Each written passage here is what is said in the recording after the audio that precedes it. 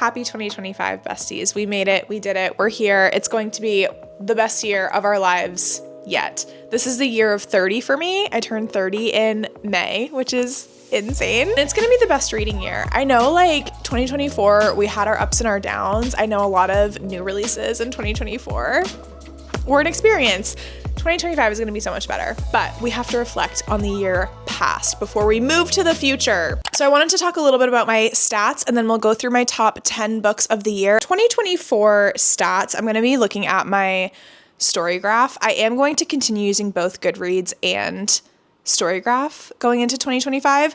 I will fully switch to Fable when they get a little bit better at adding Kindle Unlimited books to their library. Fable, I know that you listen. You guys are absolutely fantastic. If you fix that, I will switch to Fable, absolutely no question. But for now, we're doing Storygraph. So in 2024, I read 133 books. I read 55,543 pages. That sounds like a crazy number. My average time to finish a book was 4 days. Most of the books that I read had adventurous, emotional, mysterious, dark, and tense moods. I feel like that's a commonality across every year of my reading.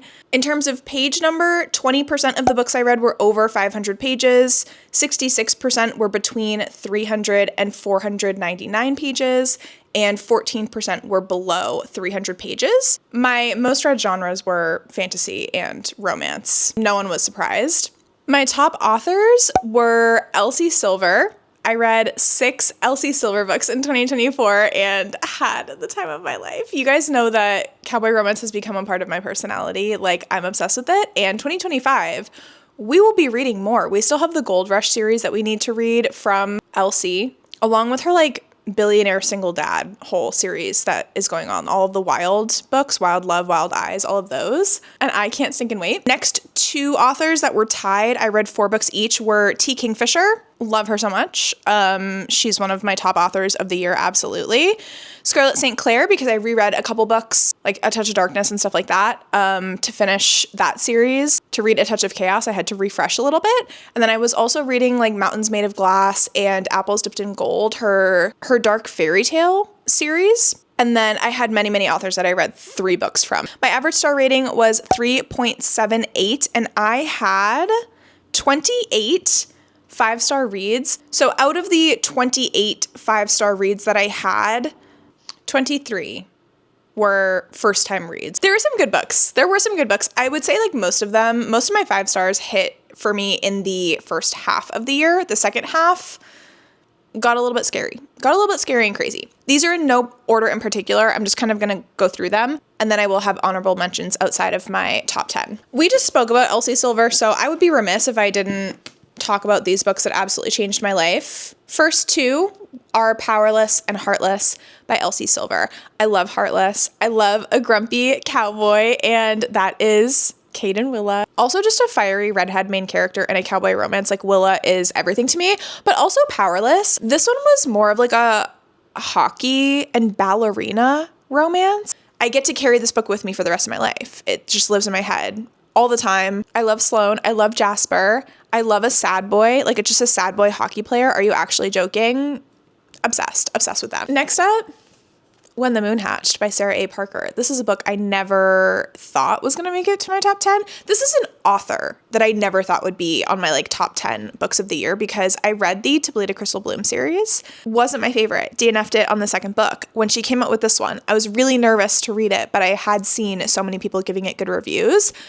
It's absolutely stunning. If you like dragons, read this book. Our main girly pop is also an assassin. But what got me with this one is the love story. The love story I felt was so different than anything else I had read. It was so epic. I think that the world is really interesting. I'm very excited to get to know more. And you might be saying, that's crazy. This is a big book. What do you mean you can't wait to know more about the world? There's so much more that we have left to explore because of what happens with the romance and what happens with these characters. Like, it's actually insane. I'm so excited for the second book in the series. And I will have my most anticipated releases of 2025 coming out very soon. And that's a not so subtle hint for you. But When the Moon Hatched, I absolutely freaking love this book. If you like fantasy romance, if you like dragons, if you like fated love, absolutely read that book. Next up, I read these books, it feels like so long ago because I read them at the beginning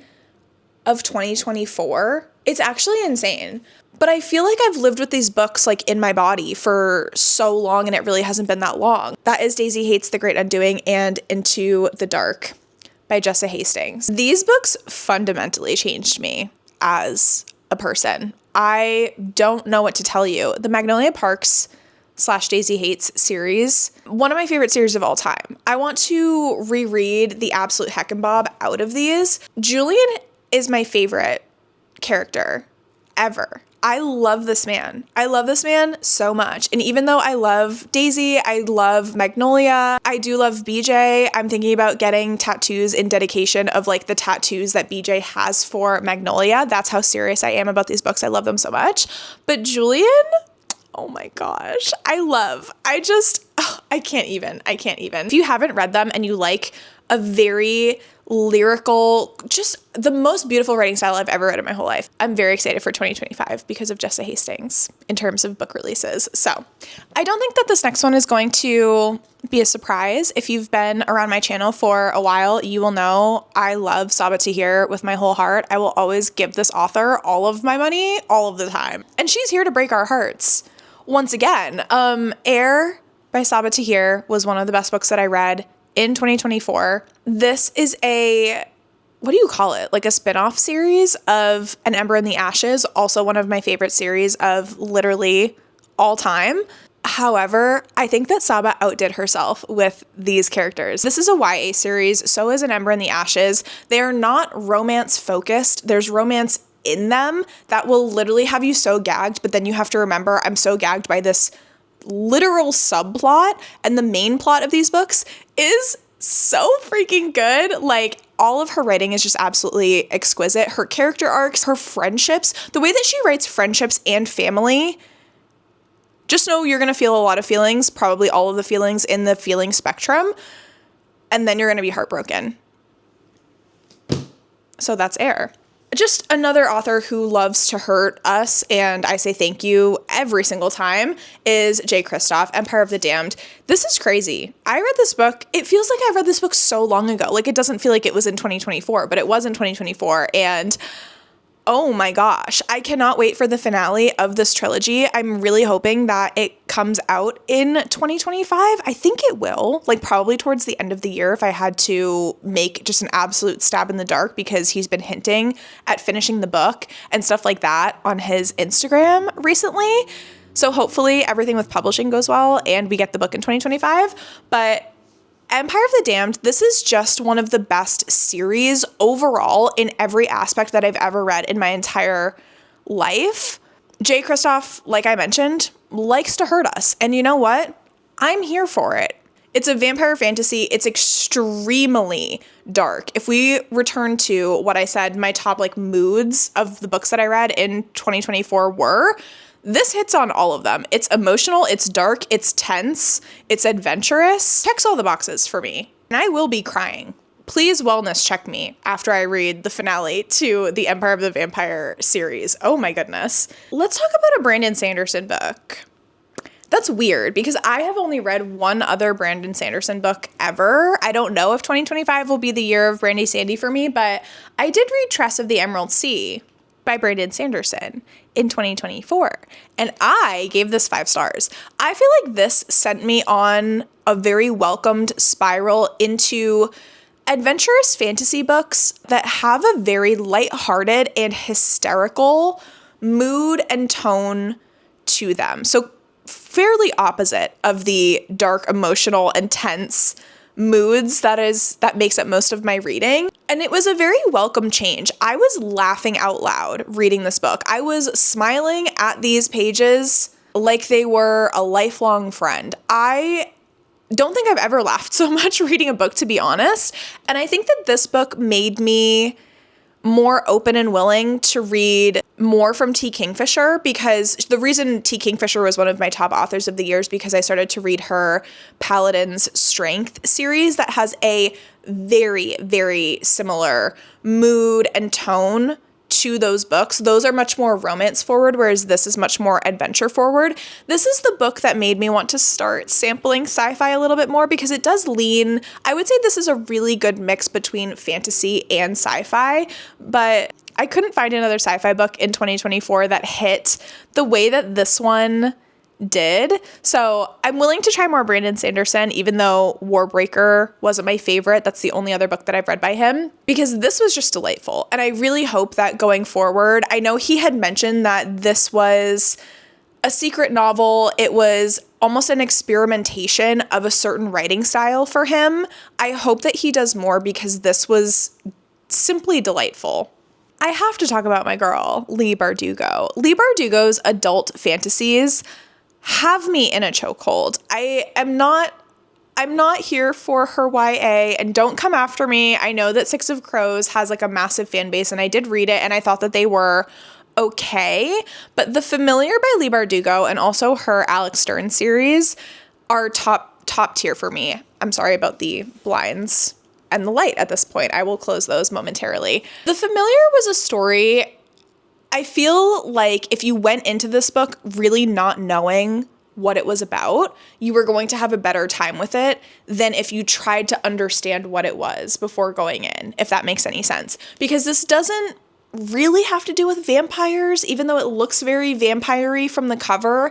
It kind of has to do with a like deadly competition, but also not really. It's more of a historical fantasy, but Leigh Bardugo brings almost a lit fic element to her characters in her fantasies where they feel so real. They are so well flushed out that you get really flawed characters that don't make the best decisions throughout the story. And as the reader, you might get frustrated in that. But that to me just screams so much humanity in a fictional character. Like, we are people. We don't make the right choices all the time. Also, the subplot of romance in this, I can't describe to you, but this had me very gagged. I love the writing style. Also, I'm begging on my hands and my knees, Leigh Bardugo, just give us the next Alex Stern book. That's all I'm asking for. And then the final book that I want to throw in here in my top 10 of the whole entire year is The Girl with All the Gifts. And this is by M.R. Carey. This is a horror book. You might be saying, first of all, when the heck and Bob did you read that? It isn't a reading vlog. Did I read a lot of horror this year? Absolutely not. I think I read maybe three.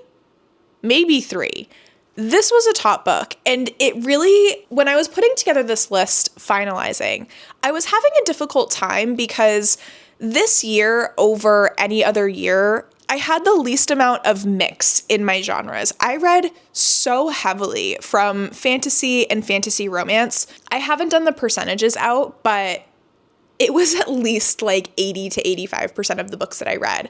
And so one of my goals for 2025 is to make sure I'm keeping a little bit more of a balance of genres, because I just remember getting to this book. It was after I think I read this after Romantasy-a-thon, which was 2 months this past summer where I was only reading fantasy romance. And it just felt like such a thought-provoking book. It was so different than what I had been picking up in the past couple months. And it was such a nice like palate cleanser refresher. Not to discount, this is incredible. I know that they made a movie out of this book, and I've heard that the movie wasn't amazing, but the concept of this book is so good. As someone who is terrified out of her freaking mind about zombies, this was scary at certain points. Not scary, but more like tense. It gets very, very tense. But it was such an interesting premise because our main character that we're following is a little girl who seems very human. She has a lot of humanity in her, and getting most of this book in her POV was fascinating, but she's not who you think she is. I don't know what to say about this book to like not spoil it, because I feel like this is a book where if you go into it not knowing very much, it's going to play out in a way that's extremely enjoyable to read. What does this say? Every morning, Melanie waits in her cell to be collected for class. When they come for her, Sergeant Parks keeps his gun pointing at her while two of his people strap her into the wheelchair. She thinks they don't like her. She jokes that she won't bite, but they don't laugh. Hopefully that gives you what you need to know about The Girl with All the Gifts. I can't say enough good things about this book, and it's really reminded me that I love horror because I love the weirdness of horror, and I also love horror books conceptually. I find that they are so much fun to think about and talk about, and I tend to love the topics that horror books cover because they can go into some weird, dark, serious topics, but they can just bring such a weird flavor to them. So those are my top 10. I will go into just a few honorable mentions, and it's actually a shame that I don't have, I think, 2 of these books. On that topic of horror, the other horror book, again, one of like the 3 that I read for the whole year, made it to this top list, and that is Diavola. I'm going to pop up the cover for this because I don't own it, and I need to. I should buy an edition of it. I loved Diavola so much. I filmed a vlog for it. In the vlog, I also said the title the same way the entire time. I love a bit, and I'm going to stick with the bit. Diavola and The Girl with All the Gifts just made me realize, read more horror. Like, what are you doing? And so I've been asking for horror recommendations from my patrons because Winterween is coming up. I will also ask as well, if you have any horror books that you have absolutely loved, please leave them in the comments down below. I need more of it in my life. And then the last like horror thriller, I think this is technically a YA horror, if I'm remembering correctly, is The Invocations. This was one of the first books that I read in 2024, and it left such a lasting impact on me. It's so freaking fun. It has to do with 3 girls. One of them has made a bunch of deals with demons, and she basically pulls these other 2 girls into her situation to help her sort out her mess of her whole life because she's promised her soul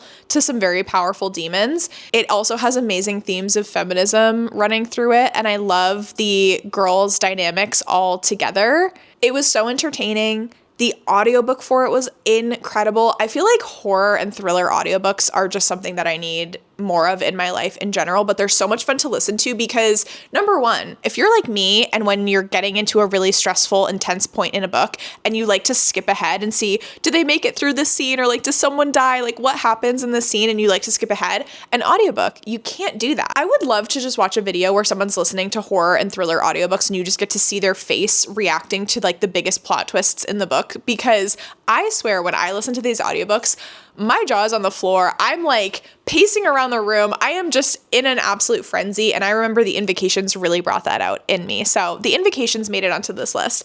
And then final 2 here, Fate and Furies, which is the 3rd book in the Legends of Thesmar series, was one of my favorites of the year. You might be wondering, this isn't the last book, and the last book came out in 2024. You are correct.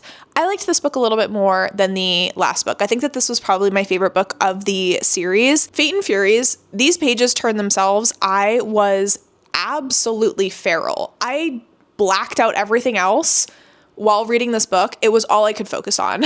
Thea and Wilder and their love story, I'm obsessed with them. I love them so much. They're one of my top romantasy couples ever in the whole world. I love them. I love Wilder. I love his man bun. I love his double swords across his back. I'm obsessed with this man. And Thea is just one of the most badass main characters. This one does get pretty spicy, but I love their spice and I was here for it. So it made it onto this list. And then the final book that I will mention, because it put Alexis Menard on the map for me. This was the first book that I ever read by her, and I really hope that she just goes into a publishing frenzy because I need more from her. Her writing and her characters, insane. This was like the steampunk fantasy romance that I never knew I needed, but I'm so happy that we got.